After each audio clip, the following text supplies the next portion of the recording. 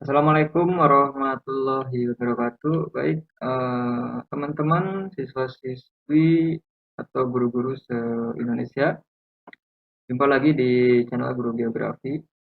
Kali ini kita akan lanjut lagi untuk membahas soal prediksi KSN Geografi untuk tahun ini ya. Mumpung masih ada waktu di bulan Juni, akan dimundurin ya jadwalnya. Nah, silakan kita bisa belajar bersama-sama. Soal ini saya dapatkan waktu tes trainer guru KSN Geografi Jawa Barat ya, jadi lumayan ini dari lembaga Olimpiade Indonesia. Bukan, kita akan coba bahas kunci jawabannya. Tapi kamu silakan nanti cari sendiri juga ya. Jadi jangan sampai terpaku dengan kunci yang saya berikan karena saya pun dari 60 soal itu cuma 70% dapat poinnya ya. Nah, soalnya lumayan lumayan berat, bukan namanya Olimpiade. Jadi yang video sebelumnya kan sudah dari nomor 1 sampai 15. Ini lanjutannya nih, jadi 15 soal lagi. Silakan disimak, boleh sambil mencatat, silakan ya.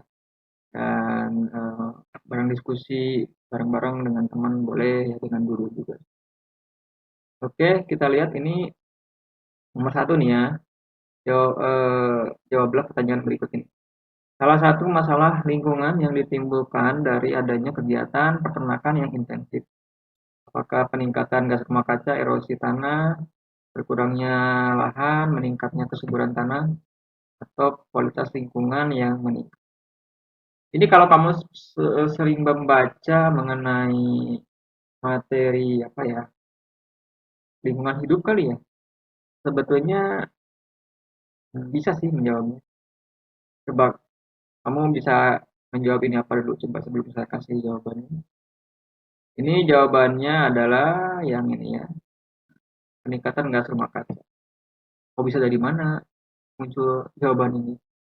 Apa kaitannya peternakan dengan itu di rumah kaca? Jadi ini kaitannya dengan kalau peternakan itu kan menghasilkan ini ya, apa, api itu kotoran, nah itu ada gas metannya itu. Jadi metan itu berkontribusi terhadap peningkatan gas rumah kaca. Kamu cek aja di sini ya, jadi misalkan ya, pertanian intensif menimbulkan efek rumah kaca. Misalkan ya, nanti juga ada banyak nih. Oke,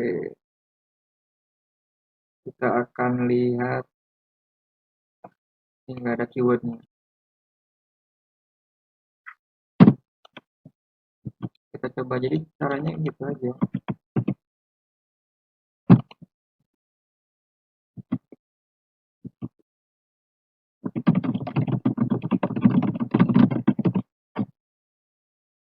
Nah, ini ada dari UGM. Itu kan isu kegiatan peternakan sebagai penyumbang terbesar pemanasan global. Nah, ini muncul kan. Oke, kita lihat aja di sini mana yang poin utama. Nah, kan gas metan ini. Nah, dalam proses pemecahan selulosa di dalam rumen terjadi fermentasi yang menghasilkan gas metana. Nah,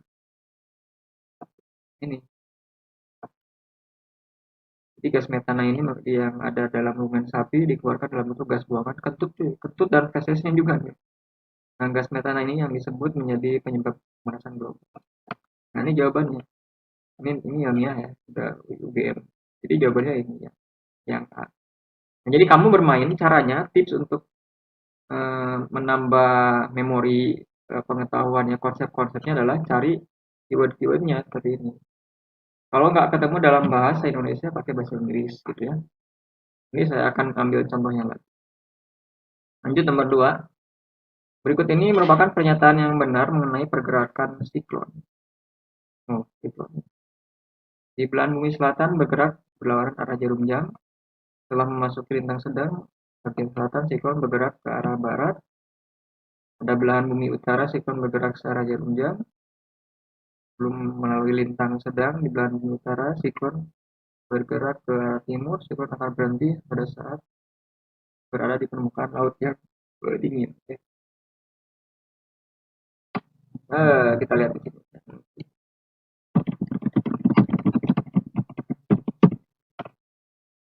Oke. Siklon ini kan angin yang berputar. Wilayah atmosfer bertekanan rendah.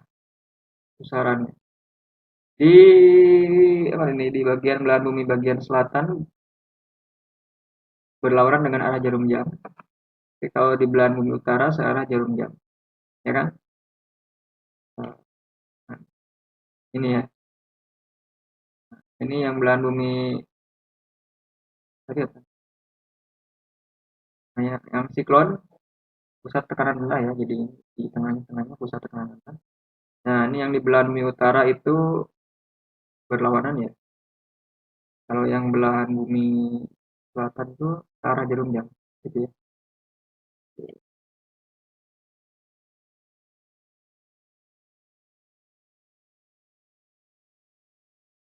Tadi yang mana? Jadi jawaban.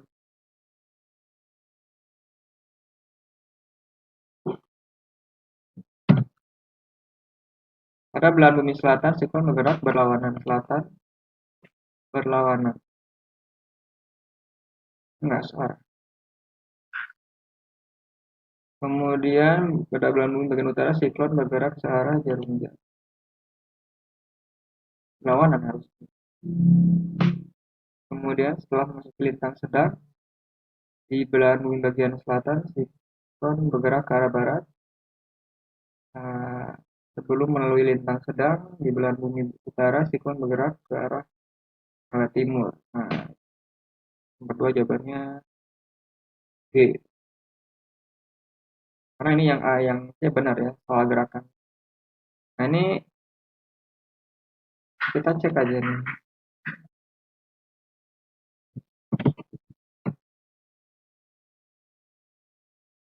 Ini saya pernah cek di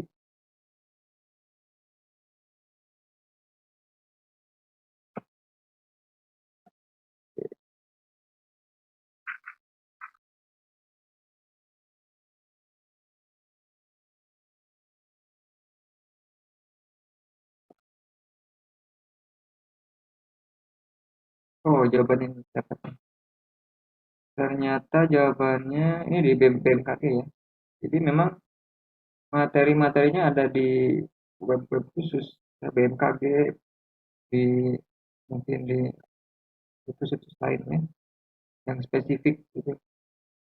Nah, masa hidup siklon rata-rata 3 sampai 18 hari karena siklon tropis ada di lautan hangat, maka siklon akan melemah punah ketika bergerak memasuki wilayah perairan yang dingin atau memasuki daratan. Oke, nah di sini ukurannya dan lain-lain. Ini silakan dicek ya di web BMKG ini. Tadi jawabannya yang ini nih. Nah, siklon akan berhenti saat berada di permukaan laut yang dingin. Teorinya ada di BMKG. Silakan. Jadi bisa dicek nih di sini ya. Bisa jadi nanti soalnya ada yang ini gitu kan. Oke, ya, yang mana?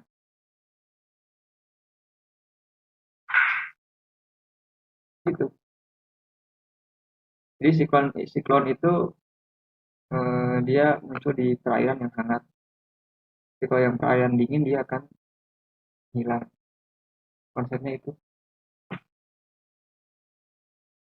Nomor 3, perbaikan sarana prasarana umum serta pemberian bantuan perbaikan rumah masyarakat adalah contoh kegiatan perbaikan ya, perbaikan dan pemberian bantuan perbaikan itu mitigasi kesiapsiagaan, tanggap darurat, rehabilitasi, rekonstruksi. Antara D dan E, karena rekonstruksi itu kan pembangunan ulang. Kayaknya yang merehabilitasi ya perbaikan, pemberian bantuan juga kan, bantuan perbaikan rumah. Apa bedanya rehabilitasi dengan rekonstruksi? Coba kita cek di sini ya.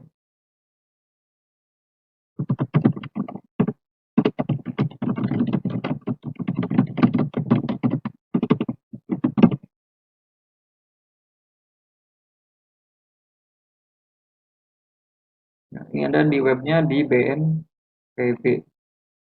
Jadi Caranya seperti ini aja teman-teman.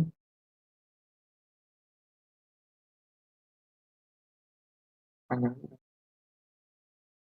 Kita lihat apakah tadi ada kan. Nah, oh, ternyata rekonstruksi itu perumusan kebijakan usaha langkah-langkah yang terencana, ya kan? Nah, ini bukan tadi eh, berarti rehabilitasi ya. Coba cek rehabilitasi.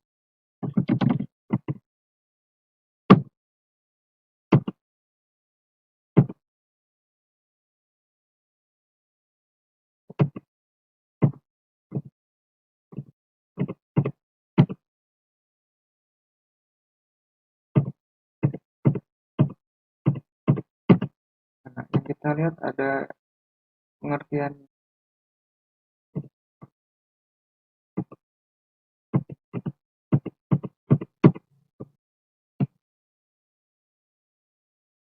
Nah, ini rehabilitasi dilakukan melalui kegiatan perbaikan pasangan sarana umum, pemberian bantuan. Nah, ini di oh, ada semua. Ya, ya. Jadi silakan dicek lagi ya di BNPB. Berarti jawabannya ini rehabilitasi. Kalau rekonstruksi tadi lebih tersistematis pengertiannya. Oke, itu ya. Manfaat sistem irigasi yang dapat digunakan untuk pengairan dan penyemprotan pupuk cair serta mudah dipindah-pindahkan. Gravitasi, tetes, pivot, permukaan, bawah permukaan.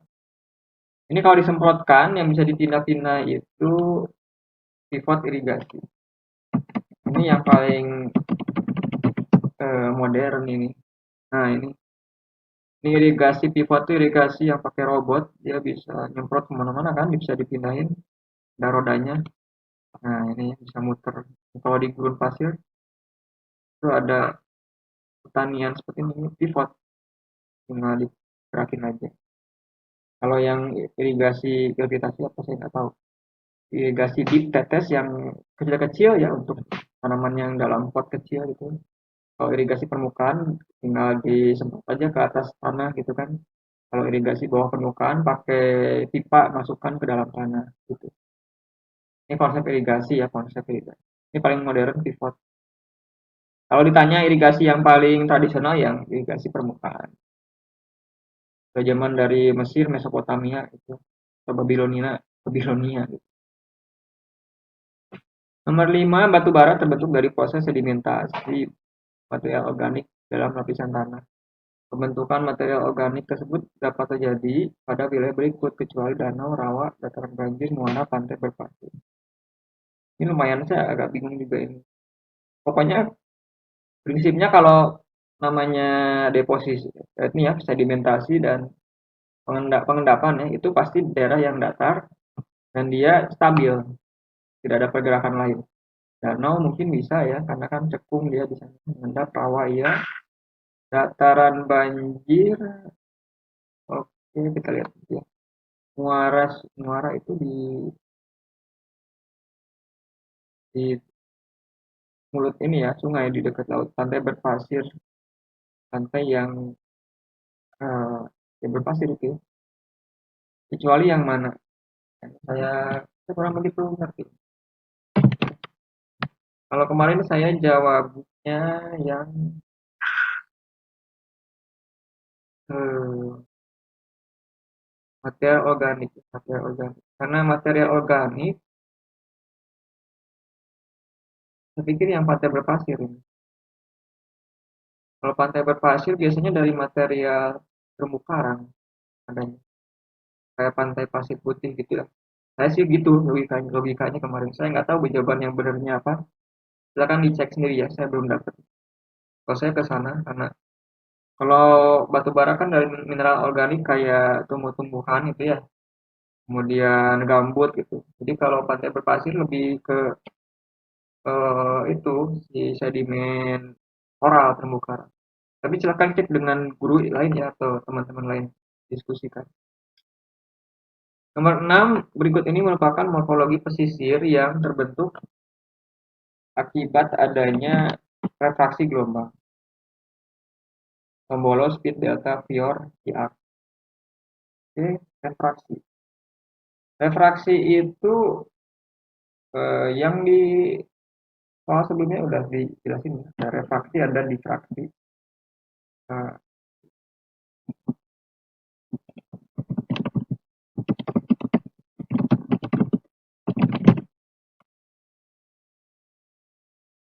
refraksi itu membelokkan ini ya, eh, gelombang laut karena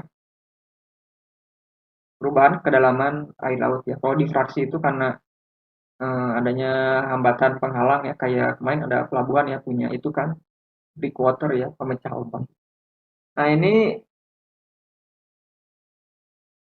kalau misalkan adanya pembelokan arus lagi gelombang laut biasanya itu nanti kan si pasirnya itu akan mengikuti kontur pantai ya, jadinya bergerak miring. Biasanya akan menghasilkan ini kalau saya speed ini, nah ini speed yang pasirnya panjang gitu ya, karena ini si pasirnya mengikuti garis pantainya gitu. Jadi kalau kemarin saya jawabnya yang itu yang speed ya. Jadi ini jawabnya. Kalau Tombolo kan yang pasir yang menghubungkan ini ya antara satu pulau dengan pulau utama gitu kan. Delta bukan, Fior itu yang tebing ya. Kalau Fior itu yang apa? Pantai terjalin ya. Ini pantai Fior. Biasanya kayak glasial kayak di Skandinavia ya, Norway, Finlandia. Di Arts itu yang eh, ini ya kayak gerbang karang gitu kan, satu keras. Jadi saya kemarin feelingnya ya,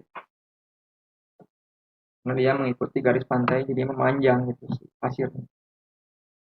Lanjut nomor 7 gambar citra berikut ini ya, berkaitan dengan bentuk muka bumi yang terbentuk dari bentuk lahan vulkanik, struktural, fluvial, struktural, vulkanik, struktural, fluvial.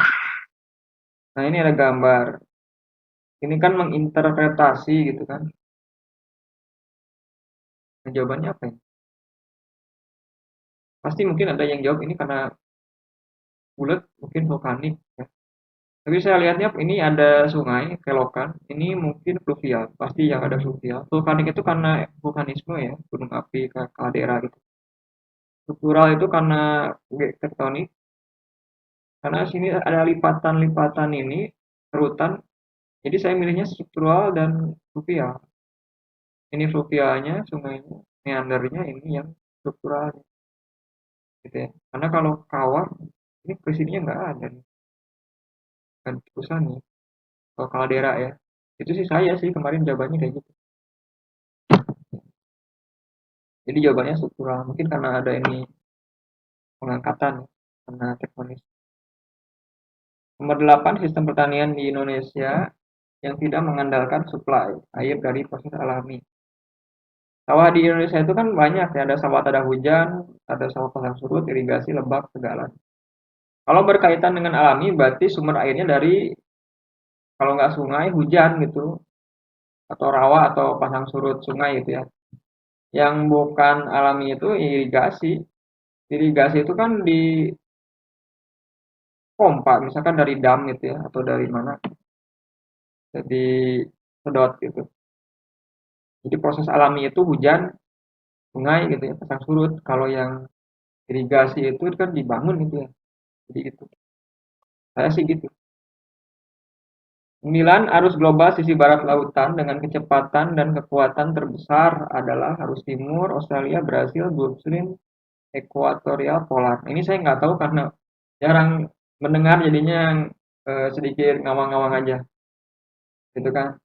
Nah, tapi ternyata setelah dicek di sini, ini pakai bahasa Inggris ya, si current current map velocity, kecepatan kecepatan eh, arus dapatnya peta ini. Nah, lihat ini ada indikatornya ini di bawah speed of current ya. Jadi kalau yang ada strip satunya less than 0,5 knot, 2 0,8 maksimum greater than 0,8. Tadi kan diminta yang sisi barat samudra. Nah, ini saya juga maksudnya sisi barat lautan itu yang sebelah baratnya suatu lautan atau gimana gitu ya. Kalau sebelah baratnya lautan, misalkan ini Samudra Pasifik, berarti yang di sininya kan sebelah sisi barat. Ini harus Australia Timur kencang nih tiga ya ininya stripnya ya kan ini. Nah, kemudian harus Brazil ini cuma dua, ekuatorial ini cuma dua juga. Harus ini apa Somalia ini Agulhas. Jadi arus yang ketika nabrak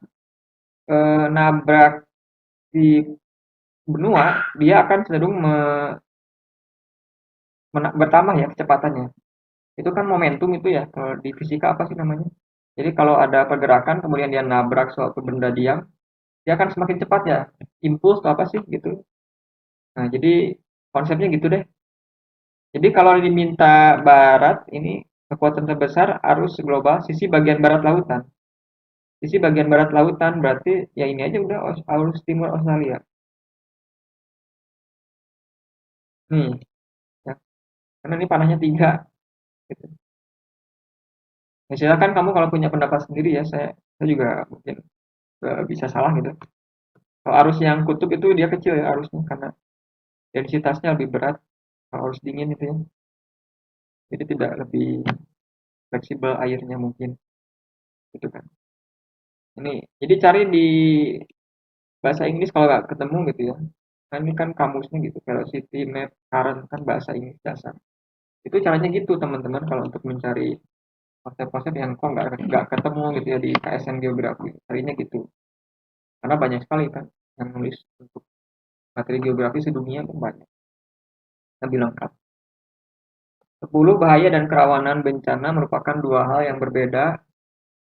Perbedaan kedua hal ini adalah bahaya merupakan fenomena berpotensi menyebabkan bencana, kerawanan merupakan fenomena yang berpotensi menyebabkan bencana. Bahaya merupakan fenomena yang menyebabkan bencana.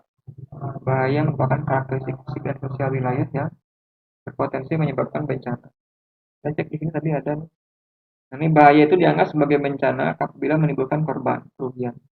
Kalau kerentanan itu rangkaian kondisi menentukan apakah bahaya baik alam maupun buatan yang terjadi akan dapat menimbulkan bencana atau tidak. Jadi kayaknya yang ini bahaya itu karakteristik fisik maupun sosial wilayah alami maupun non alami yang bisa berpotensi menyebabkan bencana, entah itu konflik sosial atau bencana alam ya longsor lah, banjir itu ya, kemudian gempa itu. Jadi kemarin saya jawabnya ini, meskipun belum pernah ngerti paham benar, tapi ya di istilahnya di logika sedikit ya. Nomor 11, batas antara lapisan inferior bumi yang disusun oleh FENI dengan lapisan disusun oleh SiO2. Oke. Lehman, Gutenberg, Reviti, Mohorovičić, Honorat. Nah, ini ada di Inggris. Inggris.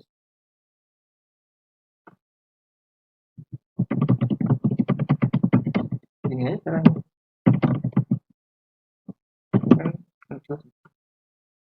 Tadi batasnya ya, batas FENI lapisan FENI itu kan inti bumi dengan CO2 itu coba ini ya. FENI nah ini ya. Ini enggak ada indikator.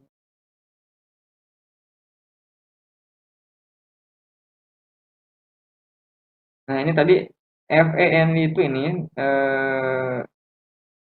ya. Nikel ferrum besi berarti inti di luar dengan ini silikon tadi ada SiO2-nya ya. Berarti antara ini inti bumi ini, inti luar ini dengan lower mantle ya. Mantle. Ini jawabannya yang Gutenberg berarti Gutenberg discontinued.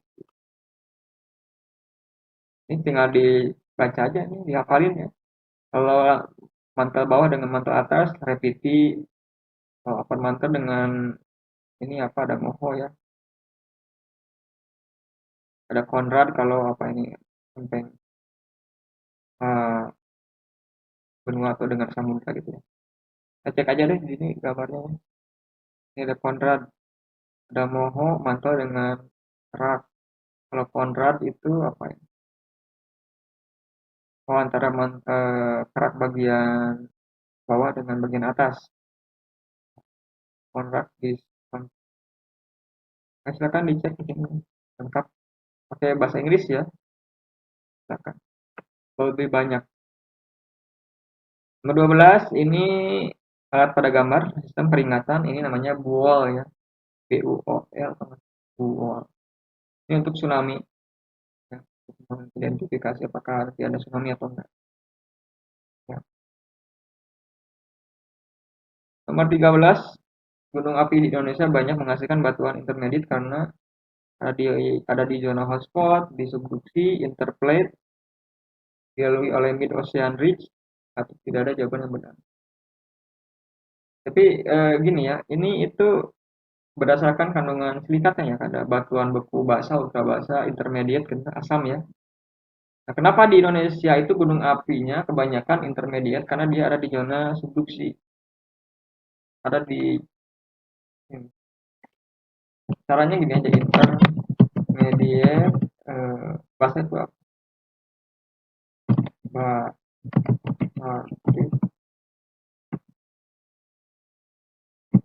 mafic zone.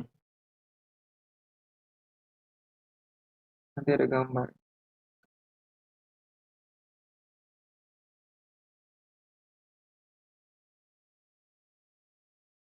Di zonanya mana? Oke. Nah ini jadi ini penampang batas lempeng itu. Jadi kalau yang nah ini yang busur vulkanik subduksi itu kebanyakan kita itu intermediate. Kalau yang dia itu di divergen dia cenderung basaltik. Kalau yang hotspot kayak Hawaii juga sama dia basaltik yang encer itu ya. Kalau yang ya ini subduksi ini ada ini apa? Subduksi mafic continental plate subduksi. Oh ini lempeng benua. Subduksi lempeng benua cenderung basah dengan basah ke asam ya. Kalau island arc itu busur kepulauan ya, kayak Indonesia itu basah ke intermediate. Jadi kebanyakan intermediate ini. Kita bisa lihat di sini aja. Oke. Jadi ini contoh batuannya nih ya. Nah, jadi batuan kita cenderung ini kebanyakan intermediate ya, di level intermediate. Jadi silakan cari di Google dengan ininya ya, keywordnya seperti itu.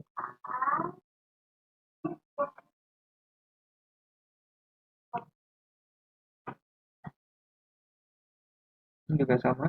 Nah ini juga sama. Ini volcanic arc. Nah ini volcanic arc ya, intermediate igneous rock. Jadi kita cenderung batuannya intermediate.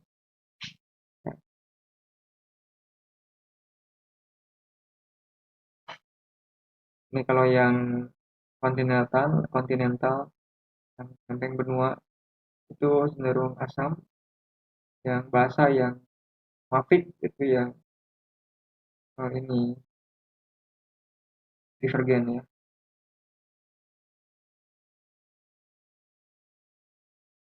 Silakan dicari aja di Google. Keywordnya ini, keywordnya cari. Dibaca sampai berulang-ulang ya. 14 berikut ini yang bukan manfaat oceanografi menambah kebaruan ilmu lautan, inventarisasi sumber daya lautan, penentuan lokasi pembangunan pelabuhan, meningkatkan pelayanan bahari, mitigasi bencana hidrosferik.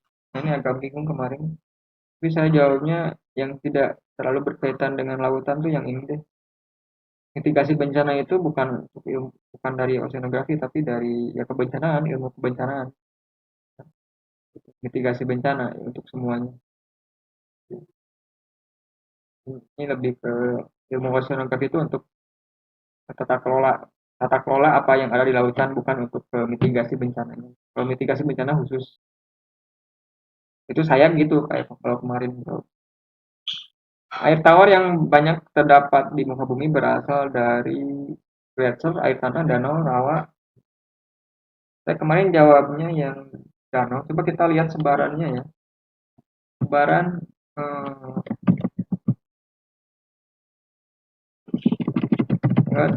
water distribution. Nah, kita lihat di sini. Nah, ini kan eh, tadi kan di permukaan ya, distribusi air permukaan. Surface water, nah ini lake 87%. Jadi banyak terdapat di danau ternyata. Sebentar. Banyak keterdapatannya di muka bumi ya. Banyak terdapatannya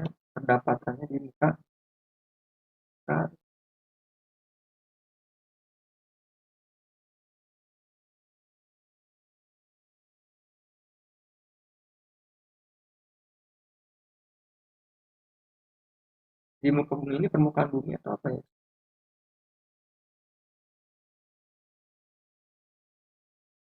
Kalau di muka bumi ini apa air di bumi ya, air di bumi. Yang fresh water 3% itu 68,7%-nya dari glacier, air tanahnya 30% ya. Air permukaannya 0,3%. Nah, dari 0,3% ini 87%-nya di danau. Nah, ini apakah dimintanya air tawar yang banyak keterdapatannya di muka bumi ini apakah di air permukaan atau yang semuanya? Air tawar yang banyak keterdapatannya di muka bumi. Air tawar yang banyak keterdapatannya di muka bumi. Kalau di muka bumi berarti keseluruhannya bukan hanya air permukaan, surface. Berarti yang ini ya keseluruhan air di bumi di air tawar di bumi. Yang ini berarti nah paling banyak yang mana? Yang 3% ini. Ini kan lautan yang paling banyak. Nah, kalau yang air tawar ini dari 3% itu mana? Paling banyaknya ini gletser. Ini ya, gletser. Nanti kuncinya saya update ya. Ini jawabannya gletser. Jadi lihatnya ini persebarannya ini. Kalau nanti di pertanyaan diminta persebaran air tawar yang di permukaan, berarti yang ini nih. Surface water 0,3%. Paling banyak apa? Ya danau, gitu ya. Ini jawabannya yang tadi yang karena mungkin diminta air air tawar keseluruhan, mungkin yang ini gletser ya. Oke, jadi itu pembahasan untuk 15 soal lanjutan ya. Lumayan susah-susah ya, jadi silakan. Caranya banyak cari kamus-kamus istilahnya, keyword-keyword konsepnya di Google gitu ya, pakai bahasa Inggris atau bahasa Indonesia. Gitu ya, jadi silakan. Kalau mau cari soal dalam bentuk teksnya ini, cek aja di blog Guru Geografi. Ya di deskripsi YouTube-nya ada juga, silakan dicek aja ya. Nah, boleh nanti silakan di-share ke teman-teman lain untuk diskusi bareng-bareng gitu. Terima kasih. Sekian pembahasannya. Mohon maaf kalau ada kesalahan. Assalamualaikum warahmatullahi wabarakatuh.